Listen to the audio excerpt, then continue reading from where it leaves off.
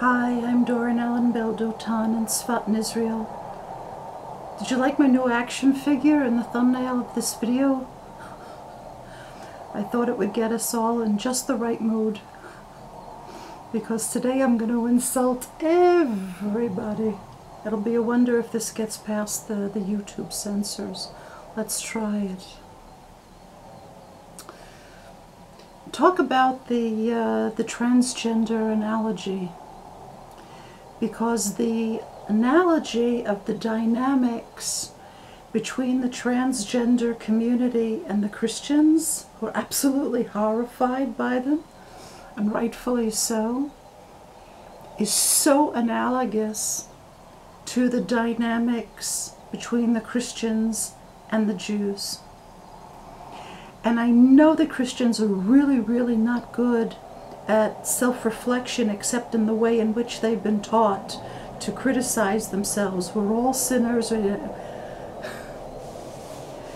I know you're not getting the analogies, but to me, looking at them, it is so reminiscent of the way I, as a Jew, and I'm sure many other Jews, feel when we look at Christians and your put on and your claims to being what you absolutely are not and cannot ever be.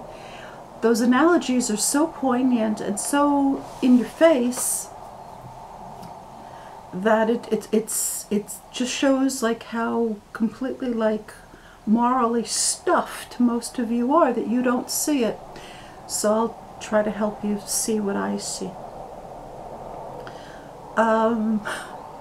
Just the other day, I came across a video here on YouTube of some Christian guy, and he's got this like typical, waspy face, and he grows a beard, and he puts a kippah on his head, and he's got, I don't know, maybe like a menorah in the background. And he pronounces his like the 10 Hebrew words that he knows with, I don't know, like a southern twang or a Kansas drawl, or the other way around, I don't know. And he thinks he's Israel.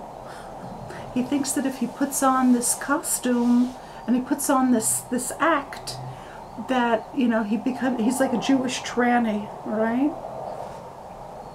And there are so many like that.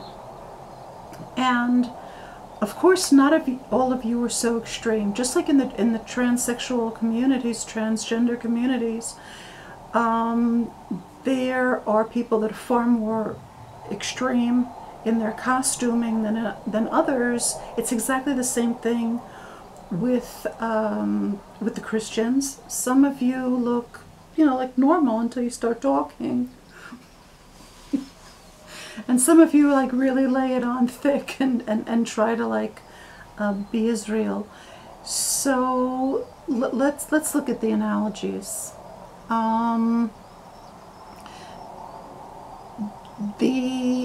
Let's talk about, first of all, the claim to the Trinity being one. That you're monotheists, but you believe in a Trinity, and the three are, God is three but one.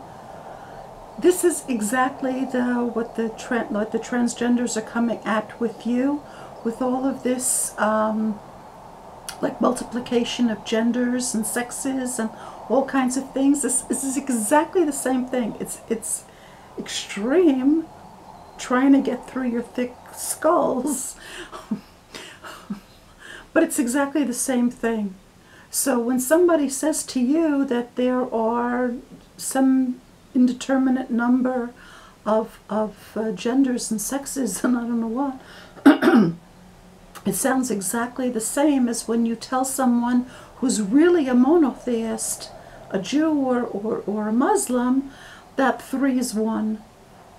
But I'm gonna give you a leg up. I'm gonna explain to you the truth about where the Trinity mistake came from, because some of you have a right to know, and those who don't won't understand me anyway.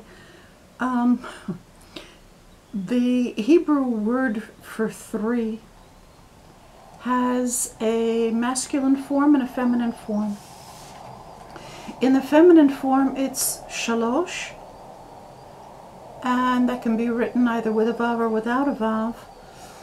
And in the masculine form, it's shlosha, which is also written in with a vav or without a vav. Both spellings are correct. And what's interesting, if we take the simplest form of it, shalosh, shin lamed shin, we can see that those same letters switched around say leshesh, which means for the six. In the masculine, it becomes shlosha, for the six. There's even a definite article on it. So what you don't know is that the Hebrew word for three, words for three, contain the Hebrew words for six, which is shesh. Okay? So shesh, with another lamed, becomes for shesh. So asking you, what are the numbers 3 and 6 in kosher Hebrew tradition? Hello? I can't wait long. This is YouTube. I'll tell you. It's 3 fathers, Avraham, Yitzchak, Yaakov, also called Israel,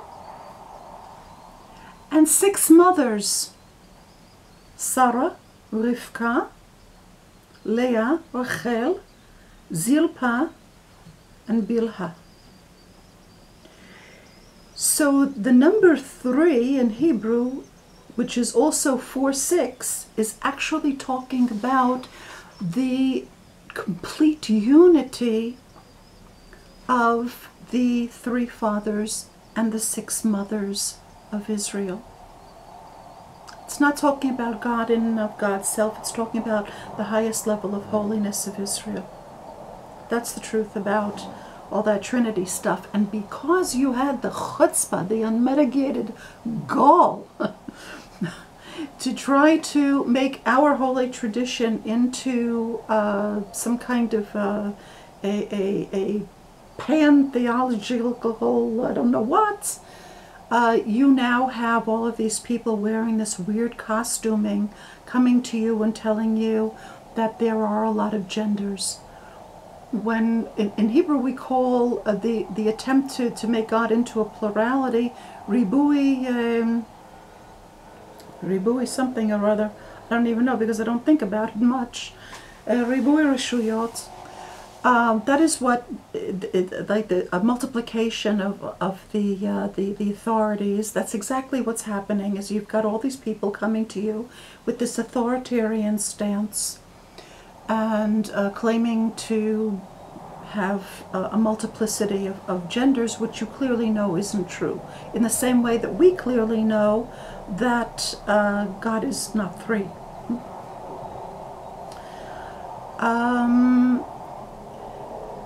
In the same way that the Christians started out being a persecuted minority,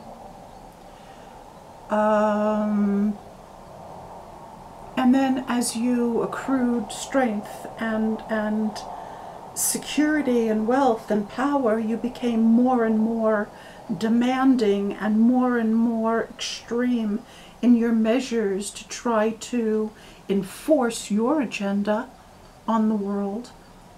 The transgenders are doing exactly the same thing to you. At first they were just like, oh, poor us, we're a small minority and we just want regular human rights and so forth and so on.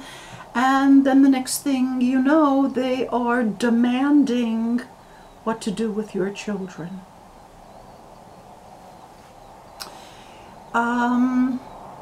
And speaking of children, not long ago, a family of missionaries who were posing as Orthodox Jews, I don't know how the Orthodox community didn't pin them out, but they didn't. This went on for a while until they were caught. Were operating in Israel. Now, trying to convert children, minor children in Israel is illegal. Evangelizing to children is illegal. in Israel. So what this family did was they sent their kids to ultra-Orthodox schools and had their kids like dropping hints in an ultra-Orthodox school to other children to try to convert them, right? So, I know that there are Christians out there who are going to be like, hey, but we're trying to save you from hell and damnation. We're trying to teach you the absolute truth. And teaching the absolute truth, like a little bit of like subterfuge and disguise, is perfectly okay.